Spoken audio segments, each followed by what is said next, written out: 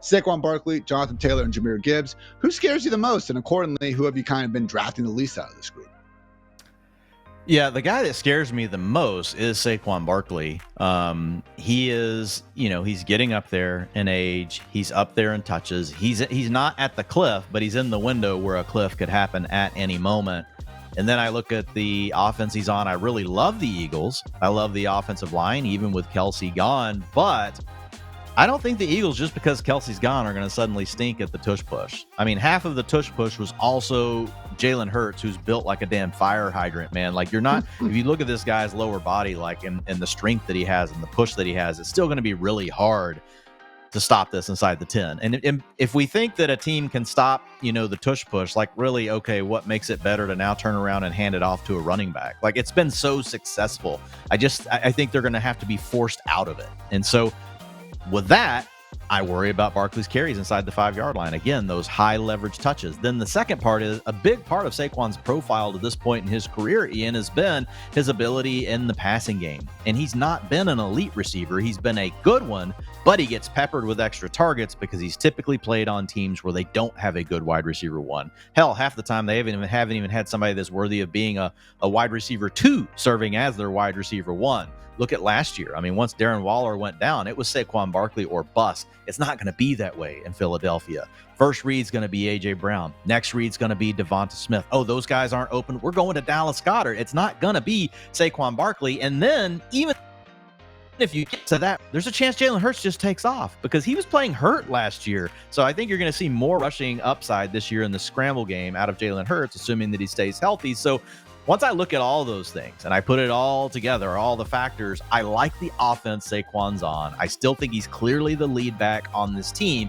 but in some of those really high leverage spots where we get outsized impact on our fantasy points scored, I have major concerns about Saquon Barkley. So he's a guy that I've not found myself really wanting to pick on in late round 1, early round 2, even mid round 2. Now, when he slides to the end of round 2, I'm a little more willing to consider Saquon Barkley. I did a draft yesterday. Yes, guys, full disclosure, it was best ball. I passed him in round 2. He fell back to me in round 3. And then I was like, yes, because honestly, that's where I think he should go. He should be going closer to Kyron Williams, should be going closer to Derrick Henry. Hell, he should be going closer to Travis Etienne.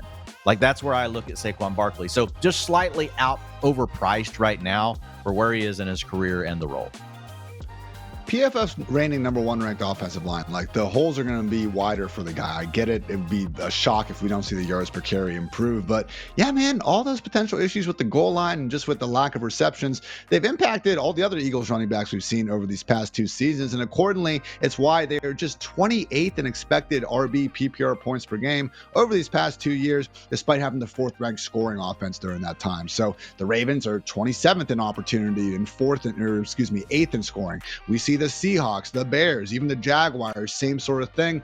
Really good real life offense, just don't get the same level of opportunity when you do have a quarterback willing to score at the goal line and then again call their own number when the play breaks down instead of checking it down. So tough to be too low on him, Dwain. And I guess my only other question here, because a lot of those concerns do also apply to Jonathan Taylor, and we both looked at the numbers, last 10, 12 years, running backs in offenses with these mobile quarterbacks don't perform all that great. But let's face it, man, when we do go through our quarterbacks with 100+ rush attempts, it's like 23, 24, maybe it's 27 total, instances since 2010 or whatever it is.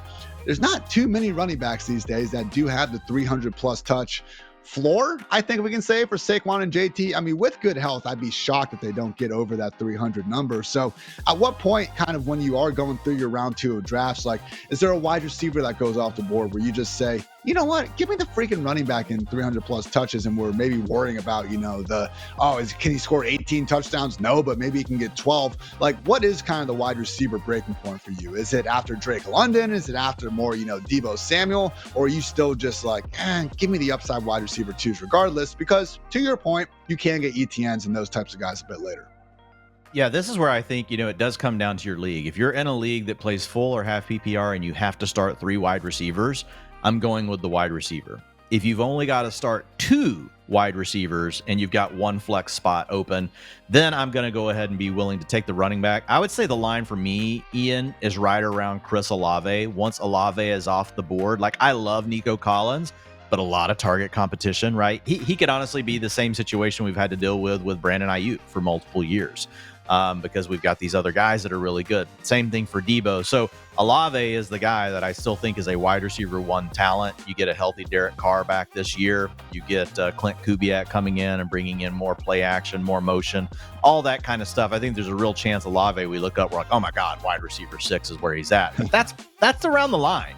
Where I could even see if you've been burned by Olave and you're just like, this guy Dwain's an idiot, I'm not buying into Chris Olave anymore, then fine. That's about the spot where I would be willing to look at Jonathan Taylor and Saquon Barkley. I'll say with Taylor, I do lean to him a little bit more.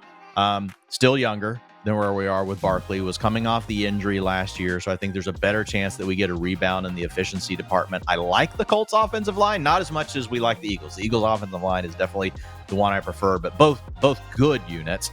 And then we don't know for sure what Anthony Richardson's going to do. Is Anthony Richardson going to turn into a tush-push guy, or is he going to be more like Lamar Jackson? He certainly has the body type to be more like he has the body type to be a blend of Lamar Jackson and Jalen Hurts. That's the scary thing about freaking Anthony Richardson. This dude could go nuclear.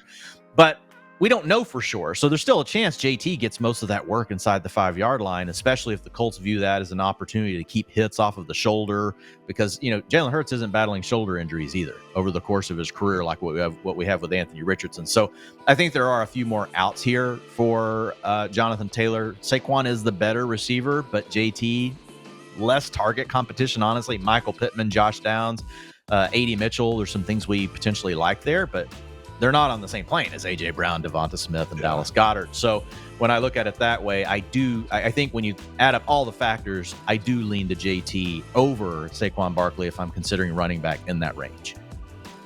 Final note on Saquon is that Eagles running back since 2021, they're 30th in rush attempts from the 1-yard line, but between the 2 and 5, they actually do rank first. So Saquon, man, if you really want to do it for your fantasy managers, just need to get those extra 3 feet, and maybe you won't be, pushing Jalen Hurts tush into the end zone quite as often.